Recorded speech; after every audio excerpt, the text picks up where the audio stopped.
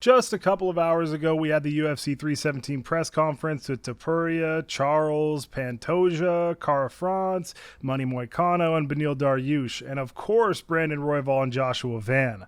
Topuria was obviously super confident, saying that he's going to knock out Charles Oliveira in the first round, and Charles keeps saying that he's going to go forward, and that he said he just wants the win. Also, Topuria was getting booed quite a bit. It's pretty cool to finally have, a solid villain in the UFC. I think a lot of people hate him and some people like him, but considering he's knocked out everyone's favorite fighters with Volkanovski and Max Holloway, he's more of a villain, I think. Moicano went crazy screaming at Dariush and saying that he was 15 days younger than Dariush and that he's balding, so that means he's a superior man, and he was roasting the MMA media, saying, I don't give a shit if I lost to Islam Makhachev, and that he needs to win so he can buy more Bitcoin. But that's not what this video is about. This video is about Joshua Van and Brandon Royval. Royval was just saying the typical responses, saying that people always forget how good he is and how he's going to show everybody what's up again. And it was nice seeing that Joshua Van actually got multiple questions. He was asked about being on a meteoric run with 4 wins in a row and 7 wins in the UFC. And this is going to be his 6th fight in the past year in the UFC, which is insane. And that's what we love to see, activity. I need to see some activity. I need to see activity. They can all get it. They need to show me some activity. Joshua Van said that he's going to finish the fight for sure, and with someone like Brandon Royval and how chaotically he fights, it's definitely possible.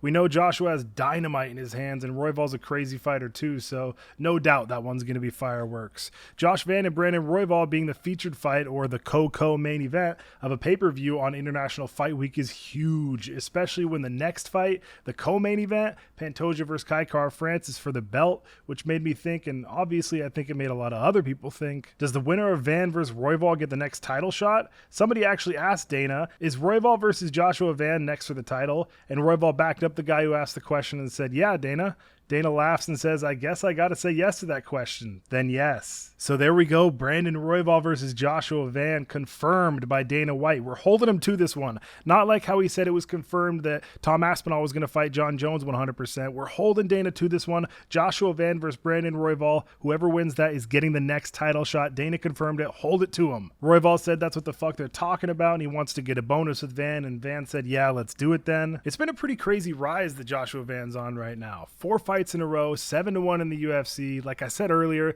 he's fought 6 times in the past year. He's ranked number 12 right now, and if he beats Brandon Royval, it's confirmed that he's getting a title shot, boys. Number 1 versus number 12 is crazy, but I know that's what the people want to see. They want to see somebody who's light and fast in the stand-up, is a sick boxer at 125, and Josh Van is exactly that, boys. I think they're going to light up the whole arena, and it could easily be fight of the night.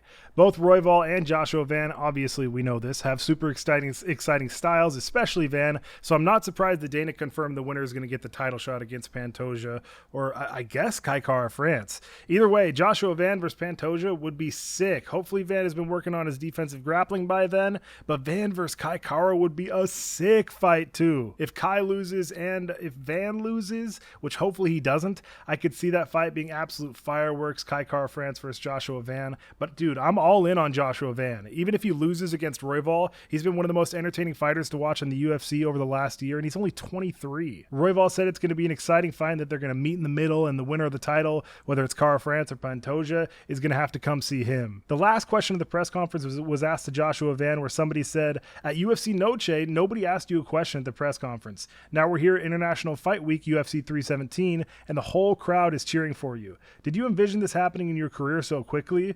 He said, I'm just enjoying the moment right now. Come Saturday, it's going to be a whole different game. Who do you guys think is going to win, Royval or Van? Dude, I hope it's Van. It'd be the best thing for the flyweight division right now. And Royval already said he wants to move up to 135 pounds after this. This was a pretty solid press conference, with Moicano going crazy and Topuria being the ultimate villain who just keeps saying he's going to KO Charles in the first round. It wouldn't surprise me with Charles' weight cut. Seems like it's not going that well, and he's already struggling super hard, so his chin probably isn't going to be there, but it's not like he had a super crazy chin anyway. And, as per usual, the journalists and MMA media were asking pretty shitty questions and just repeating themselves over and over, but that's nothing new, boys. Either way, I'm stupid hyped for Van versus Royval, and I'm glad Dana confirmed that the winner is going to get the title shot for sure. Remember, we have to hold him to that. Don't let it slip away like we did with John Jones and Tom Aspinall when Dana said 100%, and then obviously John Jones retired. Thank you guys for 30 subscribers. I'll see you later.